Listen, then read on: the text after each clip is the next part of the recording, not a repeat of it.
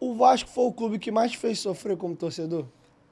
De rival, sim, né? Não, Eu guardo eliminações, tipo São Caetano, LDU, não quero nem ouvir falar, né? Tipo, quando o Fluminense elimina a LDU na Sul-Americana, que é um jogo de oitavas de final, eu faço uma festa do caralho, porque imagina pela terceira vez ser eliminado pros caras. Não ia aguentar. Foi 2 títulos, então, né, assim, cara? São Caetano me marcou porque eu era muito criança. Então era aquela Copa João Avelange do Fluminense vindo da Série C, tinha aquela coisa do tipo, vamos provar que a gente consegue.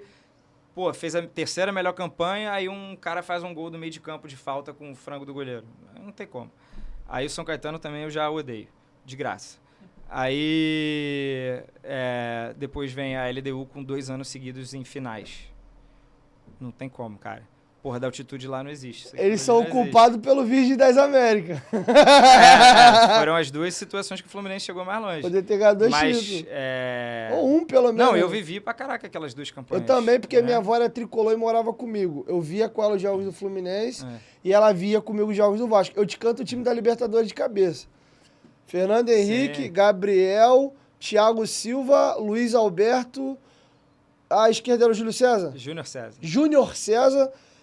Aí tinha um revezamento ali. Que jogou no Vasco. Igor, Cícero, Arouca, Conca, Thiago Neves, o Dodô o Leandro Amaral entrava e saía do time. O Leandro Amaral não jogou por causa do... Era o Washington. E o Dodô entrava e saía do time. O Dodô entrava direto. Eu vi aquele campeonato inteiro. E a minha avó viu os jogos comigo do Vasco, que a gente morava junto. Sim. E a gente secava o Flamengo junto. Em 2009 tinha o Fred, já tinha mudado bastante, tinha uma molecada ali a reta final da arrancada do Fluminense no Brasileiro, que é uma das paradas mais sensacionais da história do Fluminense, porque era muito improvável.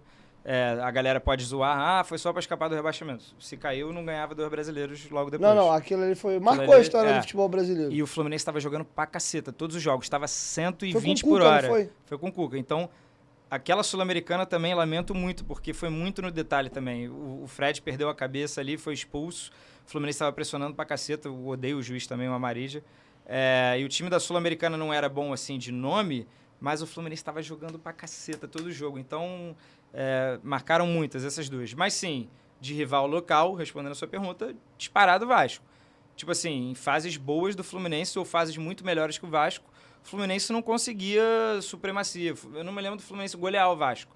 O máximo que eu devo ter visto foi um 3-0. Foi aquele do time de semifinal de 2017. Do Wellington Silva ali.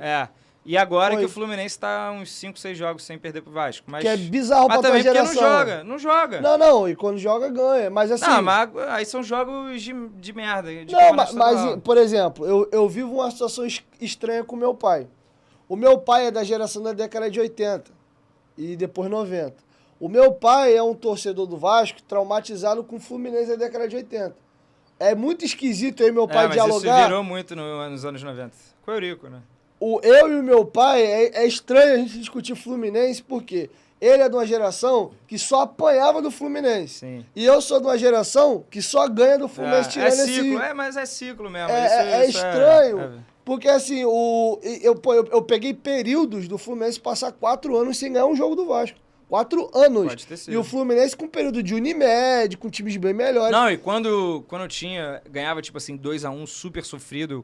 Caraca, irmão, o Fluminense tem um time 1000 vezes melhor que o do Vasco, vai ganhar de 2-1 com gol no fim, super suado.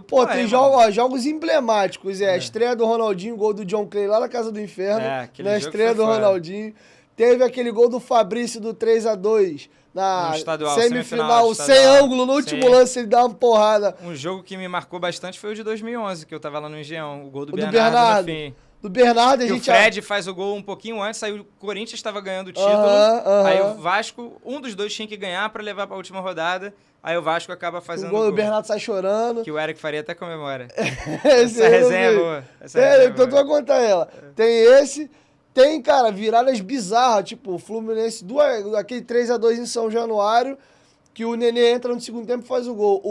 O Pedro faz um gol, o Vasco empata, o Pedro faz outro. O Vasco empata e vira no final com o gol do Manga Escobar e do Nenê. Aí depois tem o do Bruno César, que era reserva. O Fluminense ganha de 1-0. 2 expulsos, né? Conhece. O Castan que faz o primeiro gol dele com a camisa do Vasco, escanteio, ele cabeceia e faz o gol. E na sequência o Bruno César não tinha feito um gol de falta ainda no Vasco, mete lá na gaveta. Então assim, com o Fluminense dava tudo certo, era um bagulho bizarro. Mas aí talvez as coisas mudem. É ciclo, né? Então vai saber.